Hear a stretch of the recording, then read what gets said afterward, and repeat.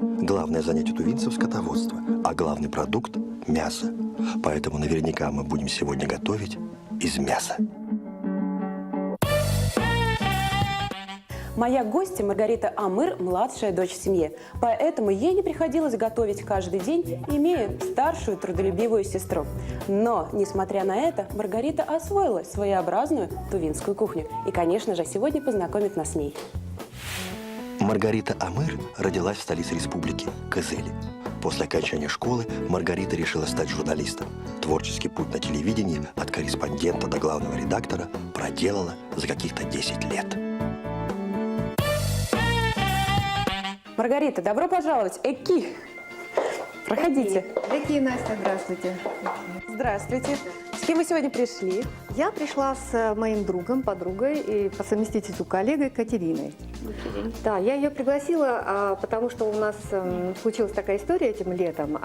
Катя познакомилась с моим другом, тувинцем, и они понравились друг другу. Я думаю, что эти отношения как-то в дальнейшем разовьются. Но Катерина хотела бы узнать побольше о тувинской кухне. Но сегодня, я думаю, Екатерине представится хорошая возможность, по крайней мере, познакомиться с одним блюдом тувинской кухни. Вот, да. Не сомневаюсь, я очень бы хотела посмотреть на процесс приготовления, потому что за время нашего знакомства у меня не было такой возможности. Настя, и я пришла, конечно, не с пустыми руками. У нас в гости не ходят с пустыми руками. У меня есть для вас подарки. Ой, спасибо большое. это- Подарки я люблю. Кто их не любит? Это халат очень красивый, но, правда, он стилизованный под национальный, потому что, на самом деле, настоящий национальный костюм, его очень сложно носить, и, собственно говоря, его уже редко кто носит. Ой, а можно померить? Ой, Конечно, спасибо. это ваш подарок. Спасибо. Ну что, сегодня, думаю, я буду готовить в халате первый раз, но надо же когда-то начинать. Вот. И второй подарок – это маленькая скульптура. Я думаю, это собака. Тувинцы, они очень искусные мастера по камню. А собака символизирует что-то? Или это просто как обычно, сувенир? у всех народностей собака – это друг человека, собственно говоря. Я думаю, что это один из духов, который охраняет жилище хозяина. Ну, сегодня эта собака будет охранять наш стол. Я поставлю ее сюда. Мы готовим. Екатерина, спасибо вам большое, что вы пришли сегодня поддержать Маргариту. Я предлагаю вам занять традиционное в нашей программе место наблюдателя-эксперта. В конце программы вы уже придете к нам сюда, на кухню, и отведаете наше блюдо. С удовольствием. Желаю вам успеха. Спасибо. Маргарита, а я вас прошу к столу, предложу вам фартук. Но я думаю, что в подарки я, конечно же, не буду готовить, вам Это помогать. все-таки праздничная одежда, я думаю. Да. Маргарита, какое блюдо мы сегодня будем готовить? Мы будем готовить блюдо, которое называется сагажа. Это баранья печень, завернутая в тонкий сальник. Ну, давайте приступим. Хорошо. Так, для этого нам понадобится Да, для баранья этого нам печень. понадобится баранья печень, которую мы должны разрезать на очень одинаковые кусочки. Можно я тоже Да, возьму конечно. и буду вам помогать? Так, значит, берем баранью печень, Да, вот. разрезаем ее. Примерно вот такие вот кусочки, я думаю, сантиметров 5 на 3, скажем, так? Угу. Такие небольшие кусочки. Если, Настя, если вам попадется такой довольно толстый кусок, вы его разрежете вдоль, как бы на То есть две кусочки части. печени должны быть тоненькими? Да. А в каких случаях подается это блюдо? Это блюдо подается, на все праздники готовится. Скажем, Новый год, какие-то семейные торжества, там, юбилейные дни рождения, то есть по любому поводу. Так как баранья печень, она небольшая, и из нее получается не очень много кусков, поэтому это блюдо считается таким деликатесом и подается обычно, достается, вернее, обычно почетным гостям. То есть все, кто пришли на праздник, могут, то есть не все могут его попробовать. Маргарита, расскажите, пожалуйста, о тувинских обычаях и обрядах. Каким событиям жизни человека они посвящены? Самый такой известный обряд – это праздник по случаю рождения ребенка, причем благополучного рождения ребенка, он называется дой. Дой. На этот праздник приглашаются в основном только женщины. Мужчины тоже на этом празднике присутствуют, но только самые ближайшие родственники. То есть получается своеобразный девичник. Да, потому что кто герой дня? Женщина, которая произвела на свет этого замечательного ребенка. Раньше в старину этот праздник организовывали почти на третий день рождения ребенка. Сейчас же, в силу, не знаю, там, социальных причин, например, да, то есть дой проводят через 3 месяца или даже бывает через год после рождения ребенка. А сам по себе праздник, он очень простой. Собираются гости, дарят подарки, ну, собственно, и обильная трапеза. Более интересный праздник – это первая стрижка волос. Так. Да, как правило. Настя, вот смотрите, мы Да, уже нарезали кстати. кусочки, да? Теперь нам надо их посолить. Ага. Да, посолить, Так, вот у поперчить. нас соль. Так, то есть мы сначала нарезали печень, Да, теперь солим и перчим ее. да, солим и перчим. Праздник первой стрижки волос, он отмечается, когда мальчику исполняется 2 или 3 года, а девочке попозже, 4-5 лет. Также собираются, приглашаются в гости. Ну, если раньше в старину тувинцы жили в юртах, то есть были такие, ну, как бы небольшие деревни, по-тувински это называется аулы, да, приглашается из соседних аулов тоже гостей, соответственно, ну, понятно, что все родственники тоже собираются. На почетное место сажает именинника в нарядной, красивой одежде. Распорядитель праздника берет ножницы, а к ножницам, кстати, привязывает белую такую полоску ткани, называется хадак. Белый цвет у тувинцев, он ассоциируется с благополучием, не знаю, там, счастьем, с радостью и так далее. И он объявляет, говорит, ну что, начинаем стрижку. И гости, каждый по очереди подходит и отрезает небольшую прядь с головы ребенка. А потом куда девают Да. эти волосы? А эти волосы, они как раз вот и как бы привязываются вот к этой полоске ткани. То есть таким образом все это накапливается, там потом мать хоронит эти волосы в каком-то своем укромном месте. Когда уже на голове ребенка практически не осталось волос, ну, конечно, его не оставляют так вот постриженным, не знаю как, а в конце его бреют наголо. Да, бреет наголо, но это опять же с такой целью, чтобы волосы хорошо росли, ну, были блестящими шелковистыми. Каждый, кто стрижет волос, прядь с головы ребенка, он, отрезав эту прядь, дарит подарок. Что дарит обычно? Ну, дарят, вы знаете, Парик. вот обычно, да, обычно девочкам дарят скот, а мальчикам, что же мальчикам-то дарят? Ну, по-моему, тоже скот. А еще гости соревновались в пожеланиях ребенку. Новорожденному мальчику желали быть сильным и мужественным, а девочке иметь много скота и детей. Удивительно. То есть вообще скот – это тоже как бы предмет гордости, там, богатства тувинцев. Чем больше у тебя отар овец, чем они жирнее, так сказать, и больше, тем ты богаче. А какой вообще раньше был образ жизни у тувинцев? То есть Раньше я так кочевой, поняла, кочевой, да? да, это кочевой народ, который жил, ну, соответственно, в юртах, пас овец, пастбище нужно было менять постоянно. И тувинцы кочевали с одного места на другое. А чем занимались женщины? Женщины занимались хозяйством, готовили пищу. Вообще, знаете, в тувинской семье, вот насколько я знаю, женщина играет такую главенствующую роль, можно сказать. То есть все-таки женщина главная, а не мужчина? Ну, даже не сказать, что вот она главная, а как-то она пользуется уважением и почтением, да? Почетом, вернее, и со стороны мужчин, мужа, и со стороны детей. Если решается какой-то семейный вопрос, Последнее слово за да, женщиной? последнее слово за женщиной. Как она сказала, так и будет. Я подчеркнула лично для себя, что в тувинских семьях главная мама. Это основной авторитет, которому нужно подобрать свой ключик. И лучший подарок для тувинской семьи – овечка. Маргарита, вы по образованию журналистка, и наверняка же по роду деятельности вам приходилось бывать во многих странах. К сожалению, нет. К сожалению, нет. Хоть я и журналист, да. Как-то мне не доводилось ездить за границам, но в некоторых регионах России я была, конечно. А вот тувинская кухня, она все-таки на какую кухню похожа? Ну, она похожа на кухню народов, которые живут по соседству с Тувой. Все очень просто. Буряты, алтайцы. Ну, калмыки, правда, они живут ближе к центру России, но тем не менее. Они буддисты, и тувинцы тоже буддисты, и кухня тоже похожа. Киргизы, казахи. То есть есть некоторые блюда, которые абсолютно вот идентичны, там ингредиенты одни и те же, и готовят точно так же.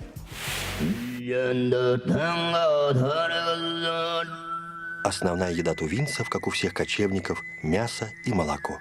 Самым почитаемым продуктом считается молоко. Тувинцы уважительно называют его акчем – белая пища. Это священная пища. Тувинцы верят, что молоко может отпугнуть нечистую силу, помочь в осуществлении важных дел. Во время праздников, свадеб, встречая или провожая гостей, хозяйка первым делом подносит молоко или молочный чай, а для получения благословения у духов неба и земли разбрызгивает молоко специальным крапилом с 9 отверстиями. Хозяйка молится, чтобы жизнь ее семьи и гостей была светлой, как белое молоко, чтобы духи неба и земли способствовали удачному разрешению дел, чтобы долгий путь оказался беспрепятственным. Мясо – основная еда тувинцев. Тувинцы едят как верблюжатину, так и мясо яка, оленину, говядину, козлятину, конину. Однако деликатесом считается мясо молодого барашка. Легендарные богатыри тувинских сказаний съедали барана целиком, выплевывая только крупные кости. Сейчас, конечно, мало кто повторит подвиг сказочных героев.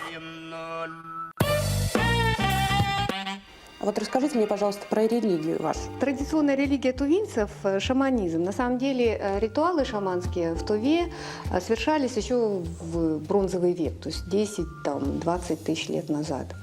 И до сих пор эта религия сохранилась в Туве, причем она совершенно спокойно соседствует с ламаизмом. Плюс еще есть и православные в Туве, даже тувинцы. Интересно. Вот, да. Так, ну смотрите, мы уже посолили, поперчили с двух сторон нашу печень. Вы знаете, теперь нам нужно порезать немножко лука репчатого. Опять же, для вкуса просто проложим печень. Да. Сверху, да? Да, сверху, а потом завернем сальником. Ну, шаманы вообще считаются в Туве, это люди, которые ясновидящие, врачи, колдуны. Их приглашают, опять же, ну, чуть ли не на каждое событие в жизни человека. К ним приходят, советуются, если, например, ну, так как они ясновидящие, советуются, если предстоит какое-то событие, предстоит какое-то событие, и вот следует его проводить, не знаю, там, следует ли так поступить или по-другому, приходят к шаманам и спрашивают. При этом, очень интересно, в Туве люди ходят не только к шаманам, но и к ламам. Например, опять же, если человек хочет получить ответ на какой-то свой вопрос, он придет сначала к шаману, ну, все в один и тот же день. К шаману придет, послушает, потом пойдет к ламе. Подтвердит или нет, да? Пойдет к ламе. Кстати, какую пищу не едят тувинцы? Есть такая? Какую пищу не едят? Ну, я думаю, что тувинцы все едят, на самом деле. Вот мы, если печень, шашлык из печени, из бараньей печени раньше готовили на костре и не употребляли никаких овощей тувинцы, то сегодня современные тувинцы, соответственно, едят и баклажаны, и перцы, и помидоры, огурцы, выращивают их на своих дачных участках. Так что... А живут ли до сих пор в юртах? Конечно, конечно. То есть вот кочевой образ жизни, он до сих пор сохранился. Ну, чем, собственно, наверное, и уникальна Тува, опять же, своей изолированностью, то есть нет железной дороги. Как же они перемещаются? На конях? Нет. Пешком?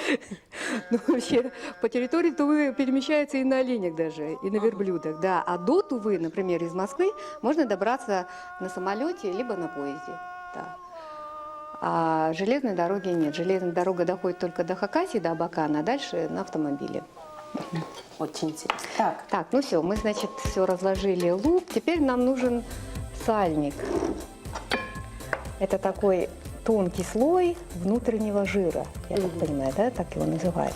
Значит, смотрите, нам нужно отрезать небольшие, опять же, кусочки, причем такой величины, чтобы вы могли каждый кусочек печени завернуть как бы в конвертик, да? Должен получиться конвертик. Вот, я думаю, наверное, примерно вот такой, да? Так, как бы нам это Давайте я сделать? подержу. Давайте. Да, а вы будете резать. Разрезаем сальничек. Ой, как он хорошо режется. Да. Ну да, примерно вот такой. Давайте еще ширины. помогите. Ну, вот видите, как у нас с вами хорошо получается резать сальник. Так, каким образом мы Вот, заворачиваем? смотрите, Настя, мы заворачиваем как конвертик. Вот таким образом. Я думаю, даже получается как рулетик. Смотрите, правильно? Да, да. что вот эти конвертики напомнили мне кружевные просто платочки, в которые заворачиваются кусочки печени. Я представляю, как это необыкновенно вкусно, когда это на открытом огне, на природе, на костре, на шампурчике, наверное, это имеет еще вот запах костра, придает ему особую прелесть. Ну, конечно, если бы была возможность приготовить это блюдо на костре, вы просто не представляете себе, какое это лакомство. Хотя, с другой стороны, казалось бы, вот этот жир, да, внутренний, Ну, довольно вроде бы и вкусно. калорий больше, и жирная пища, а на самом деле нет. И вот если когда готовишь на костре, он плавится, впитывается в печень, и она такая становится очень сочной и вкусной. Для тувинского блюда сагажа нам понадобится килограмм бараньей печени, 2 головки репчатого лука, 500 грамм сальника. Это внутренний бараний жир, соль и перец. При желании можно добавить овощи и зелень, зеленый лук и укроп. Так, заливаем масло. Настя, только огонь чуть Поменьше, поменьше, да? сделайте, Хорошо. чтобы это гореть. Немножко огонь. Маргарита, вот вы говорите, что тувинцы славятся своими шаманами. А еще я слышала, что тувинцы славятся горловым пением. Вот вы знакомы да, с таким? конечно, конечно. Горловое пение – это визитная карточка Тувы. То есть, на самом деле, горловое пение есть и у других азиатских народов. Буряты поют, алтайцы, я знаю, что и калмыки, и киргизы, и казахи, по-моему. Но больше всего, конечно, известно горловым пением именно Тува. Я слышала, у нас в гостях была Ненка, и она показывала, как кричит чайка. Ну да, это, наверное, одна из разновидностей горлового пения. Но у тувинцев, по-моему, 8 или 7 стилей горлового пения. Ничего себе. Да, то есть они называются каждый по, соответственно, своему звучанию. Например, Казалось бы, горло одно, да? а да, стилей горло 8. одно, а стиль... поэтому, наверное, и привлекает это искусство многих и российских музыкантов, и иностранцев. Например, сыгыт в переводе с тувинского – это свист. То есть это получается, когда вы слышите этот звук, вам кажется, что человек свистит. Однако он свистит не с помощью губ и не знаю, с помощью зубов, горла. да, а с помощью горла. Да. Потрясающе, я бы очень хотела услышать. Маргарита, смотрите, Да. может быть... Ой, Ой. мамочки. У меня появилась идея. Предлагаю для чистоты эксперимент часть поджарить, а часть все-таки поставить в духовку. Духовку, да, потом я сравнить думаю, вкус. да. А вы знаете, Настя, исполнители горлового пения, это вот буквально недавно подтвердились эти исследования, то есть на самом деле эти люди, они подвергают свое здоровье очень большому риску. В Туве, в правительстве сейчас решается вопрос о том, чтобы как раз вот эти артисты, которые исполняют горловое пение, чтобы они уходили на пенсию намного раньше, чем обычные люди. А чем еще знаменита тувинская культура, помимо горлового пения? Вот та скульптура, которую я вам подарила, то есть Собачка, да, вот она у нас. камнерезное искусство. Мастера, которые занимаются резьбой по камню, они вырезают не только вот такие маленькие фигурки, и очень многие вещи, они, по-моему, даже есть в хранилищах многих музеев, не только России, даже вот где-то за границей. То есть это тоже предмет гордости нашего народа. Работает еще с кожей. Кожа оленя наверняка. Нет, шкуры быков. Да? из шкур Из шкур быков, опять же, мастера, они изготавливают такие специальные сосуды. Они называются кугерджик. То есть специальный кожаный сосуд, в котором он как термос. Если вы нальете туда холодную воду, то есть она будет очень долго свежая и прохладная. Печень у нас с вами готова, и самое время ее пожарить. Да. Красота получилась. Сковородка у нас разогрета. Ну, я думаю, достаточно будет, кусочка 4, наверное, пожарить на сковородке, да? Да, а все остальное в духовку. Да. Хорошо. Вот я... Давайте мы положим его на фольгу, потому что, чтобы не пригорало, на всякий случай. Хорошо. Ну да, в общем-то, тут жира достаточно, поэтому и маслом особо не надо будет мазать. И мы добавим еще немножко помидор, чтобы они тоже запеклись. Ну, То есть это так, будет в качестве закуски. Да, это для украшения блюда, потому что я уже говорила, что тувинцы овощей раньше в старину не ели, хотя в их рационе присутствовала растительная пища, то есть грибы, ягоды, орехи. Тувинцы всегда всей семьей, всем родом ходили в тайгу, собирали эти дары природы, да, и с удовольствием кушали. Один помидор порежем и выложим. Давайте. Да? А я в этот момент уже могу Да, начать мне жарить. кажется, уже надо будет, да, на сковородочку. Давайте, да. Ой, вот, уже стреляет. Так. Вот так. Я думаю, с каждой стороны достаточно буквально минут по 5 пожарить. Да? Блюдо в приготовлении несложное, и я его сама смогу приготовить для своего избранника Орлана. Да я слышала, что тувинцы любят пить какой-то определенный чай. Тувинский чай, тувинский молочный чай. Его варят заварка и молоко. Ну, его особенность в том, что он соленый. Соленый чай. Да. В общем-то, по сути, это обычный зеленый чай, но зеленый не такой, который мы привыкли, как бы постоянно покупаем в магазинах, да, китайский зеленый чай. Это такой особый плиточный зеленый чай. Так, Маргарита, давайте, может быть, это тоже отправим в духовку? Она у нас уже разогрета. Да, у нас разогрета да. духовка. Настя, только нам нужно будет засекать как-то время. Так. Мы это можем здесь сделать, Да, да? конечно. Делать. А, вот таймер, да? Да. Я думаю, что достаточно будет 5 минут. 5 пока. минут с одной стороны и Да, 5 здесь минут с уже, другой. мне кажется, надо переворачивать. Так, быстро. 5 минут еще не прошло. Думаете? А еще свежий тувинский чай тувинцы добавляют разные продукты. Например, вареное баранье мясо. Да. Еще в чай добавляют муку, такую муку специально изготовленную из прожаренных зерен пшеницы. Да. То есть получается такая очень питательная масса, которую тувинцы очень любят есть. Добавляют сахар, масло топленое. И тогда, дорогие телезрители, чай плавно превращается в суп.